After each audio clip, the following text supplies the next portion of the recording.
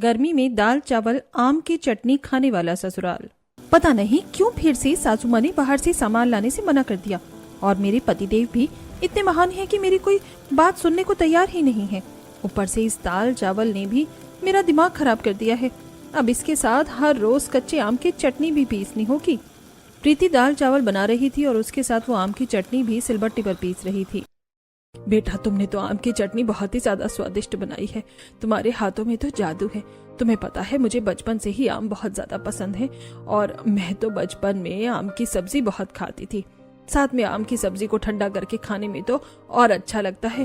Fridge में रखी हुई आम की चटनी और उसके साथ रोटी खाओ, ओहो, गर्मी में क्या ही मजा आ जाता है।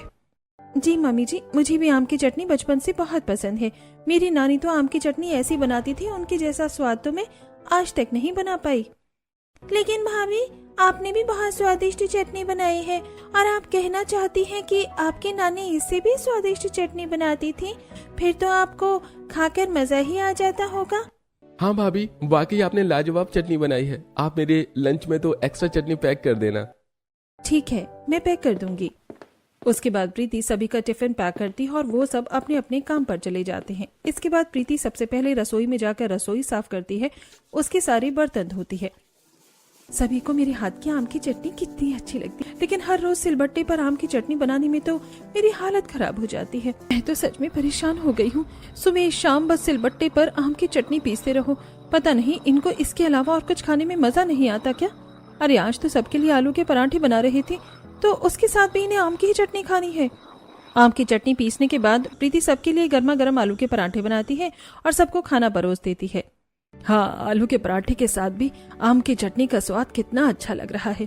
खाना खाकर तो मजा ही आ गया। हाँ, और मुझे यहाँ पर परेशान करके तो सबको मजा आएगा ही ना। एक दिन भी मुझे चैन नहीं मिलता सिलबट्टे पर चटनी पीसने में। दोनों पहले सब्जी लेने जाती हैं। भैया, मुझे 2 किलो आलू, 1 किलो प्याज और 1 किलो पेठा दे दीजिए। साथ में 1 किलो टमाटर और इसके साथ 1 किलो गोभी भी कर देना।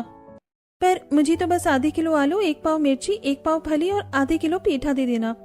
जी ठीक है बहन जी, रुकिए, मैं अभी आप दोनों की सब्जी पैक कर देता हूँ। वहीं एक तरफ सब्जी वाला सब्जी पैक कर रहा था तो दूसरी तरफ नेहा प्रीति से पूछती है, एक बात बताओ, तुम इतनी कम सब्जी क्यों लेकर जा रही हो? बस क्या बताऊं, मेरे ससुराल में तो दाल चावल और आम की चटनी के अलावा कुछ और बनता ही नहीं है। पहले तो फिर भी हम हर रोज कोई दूसरी सब्जी बन जाती थी और कभी कभी जैसे आम की चटनी के साथ आलू के पराठे या कुछ और बन जाता था। लेकिन अब तो सुबह भी सब दाल चावल बनवाने लगे हैं। पता नहीं क्या हो रहा है। मेरे ससुराल वालों को लगता है कि बहुत ही तगड़ा ऑब्सेशन हो गया है दाल चावल के